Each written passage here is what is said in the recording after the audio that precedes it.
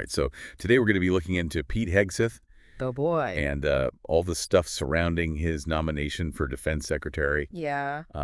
We've got a couple news articles here, one from CBS News and then one from the Associated Press, and they're both covering this Senate vote Right. that just happened. Yeah, it's definitely a complex situation. Yeah. You know, you've got this vote that barely passed, Yeah. 51 to 49. Wow. And that right there tells you how much disagreement there is about him, even within his own party. Yeah, that close margin really stands out. So for anyone who might not know him, who is Pete Hegseth?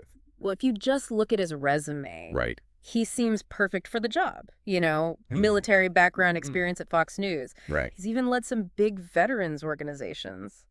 So it sounds good so far, but then what happens when you Yeah. dig a little deeper? Yeah, that's where it gets a little messy. There are Uh-huh. these allegations of sexual assault, excessive drinking, and financial mismanagement, especially when he was leading those veterans groups. And these are serious accusations, Uh-huh. not just like rumors. Exactly. These have been reported publicly. Yeah. And it raises a big question. Mm-hmm. Can someone like that, even if they've never been convicted of anything, Right. can they really lead the entire U.S. military? Yeah. I mean, it's a job that requires trust and integrity Yeah. from the troops and from the public. For sure. It's not just military strategy. It's about representing the values Yeah. of the armed forces. So how are these allegations being handled in the Senate? That's what makes this vote so interesting. Okay. 2 Republican senators, Lisa Murkowski and Susan Collins, they voted no. Wow, that's pretty rare for Republicans to break ranks like that. What were their reasons? Well, Murkowski was very straightforward. Okay. She said she has significant concerns about his nomination. Mm-hmm. She couldn't just ignore them. Right. She pointed to his lack of experience for such a big job Right. and those allegations about financial problems. And creating a bad work environment. That's a pretty strong statement coming from someone in his own party. It is. Yeah. And Collins agreed with those concerns. Okay. She said she's not convinced that his views on women in combat have really changed, even though he said they have during the hearings. Okay. She also doubts he has the right experience to be successful as defense secretary. So you have these 2 prominent Republicans who are questioning whether he's right for the job. And it's not just them, right? Right. There are others? Chuck Schumer, the Democratic leader, Right. he's been against Hegseth from the beginning. Yeah, okay. He's called him erratic and criticized his judgment, Mm-hmm. and he wants other senators to really think hard about if Hegseth is the right choice to lead our military. Okay, so we've got a pretty clear picture of the opposition here, but we can't forget that the vote did pass. So there is support for Hegseth, too. Where's that support coming from? Well, it seems like it's mostly from Republicans who are staying loyal to their party. Okay. Senator Roger Wicker, for example. Yeah. He's the one who heads the Senate Armed Services Committee. Right. He's been dismissing the accusations against Hegseth, Really? calling them just smears and pushing for him to be confirmed quickly. So it seems like they're more focused on confirming someone Trump nominated rather than considering if he's actually qualified. Yeah, a lot of people are thinking that. Yeah. And it just adds more controversy to this already controversial nomination. Okay, so we've got this clash of opinions with some senators worried about his past, while others seem ready to ignore it. But with a confirmation vote coming up, what does this all mean for his chances? Yeah, that's the big question, isn't it? This vote being so close really changes things. Yeah. It means his confirmation might not happen. Yeah, it sounds like tomorrow will be pretty intense. But let's forget about the politics for a second and talk about what it would mean if he actually gets confirmed. What could happen, especially for the military? I think the biggest worry is morale. Mm-hmm. Imagine you're in the military. And this guy who's been accused of some bad stuff is suddenly in charge of everything. What kind of message does that send? Yeah, it doesn't exactly make you feel confident. No, not really. It could make people wonder if the leaders really care about them, especially when it comes to things like sexual assault. Right. We can't forget about those accusations against him.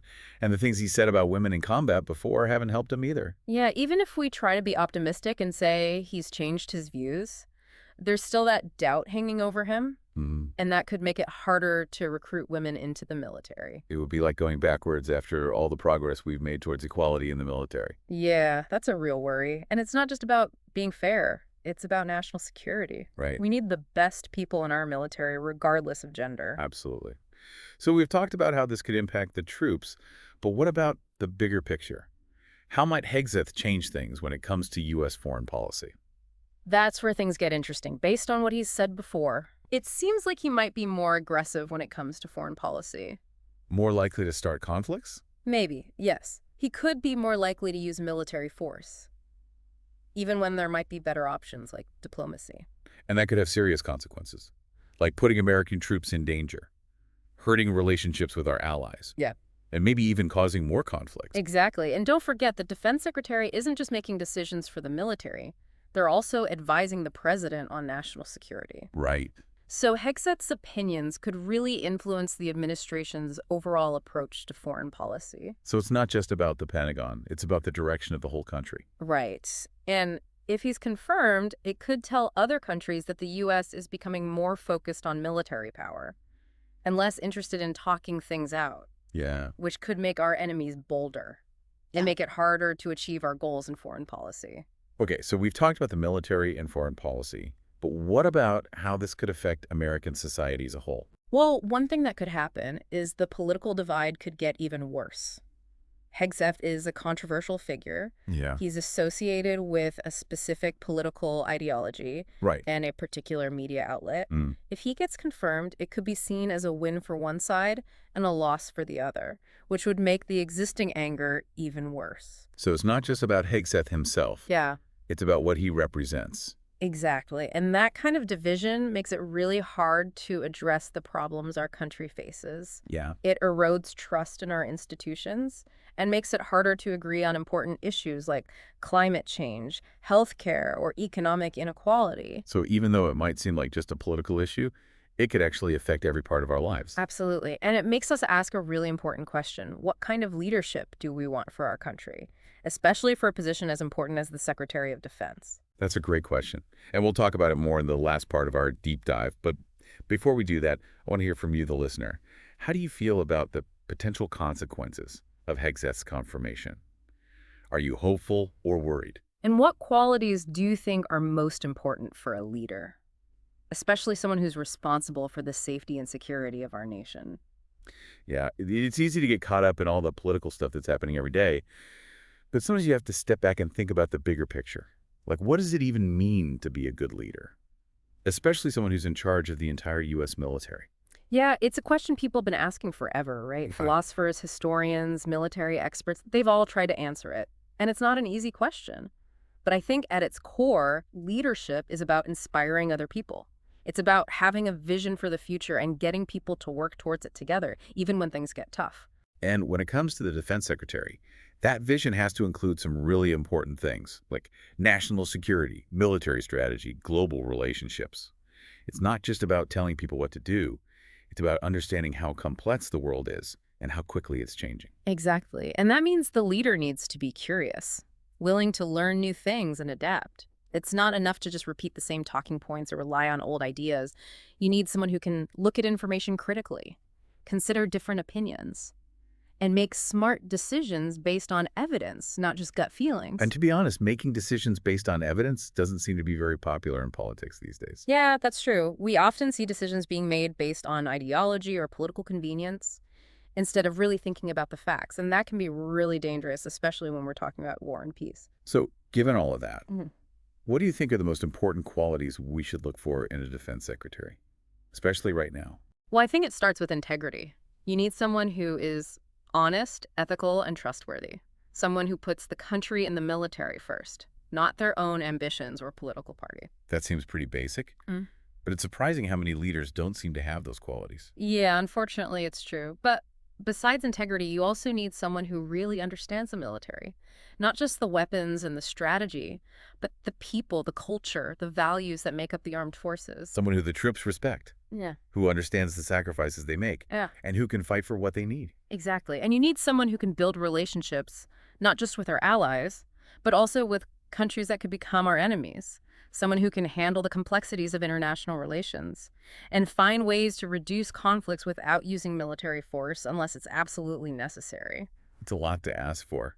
And looking at Pete Hegseth's history, I have to say I'm not sure he's the right person for the job. I understand why you feel that way. The accusations against him, the things he said in the past, his lack of experience in government, all of these things make us wonder if he can really lead the Pentagon and represent the best interests of the U.S. military. And if he's confirmed, It could send a message to the world that we value political loyalty more than competence and good character, which could seriously damage our reputation globally. It's a risk we need to think about very carefully. And it's a conversation we all need to be having, not just in Congress, but in our communities, our homes, and even with ourselves. Because in the end, the decisions made by our leaders affect all of us. So we need to stay informed, have thoughtful discussions, and hold our leaders accountable. We can't just sit back and watch. What's at stake is too important. Well said. And with that, I want to thank you for joining us on this deep dive into the controversy surrounding Pete Hegseth's nomination. We've talked about a lot, from his background and the accusations against him to what could happen if he's actually confirmed. But as we've seen, this story is about more than just one person. It reflects the challenges our country is facing, how complicated leadership is in a globalized world, and how important it is to stay informed and involved in the political process. We hope this deep dive has helped you understand the issues better and has made you think about things on your own. Thanks for listening, and we'll be back soon with another deep dive into a timely and important topic.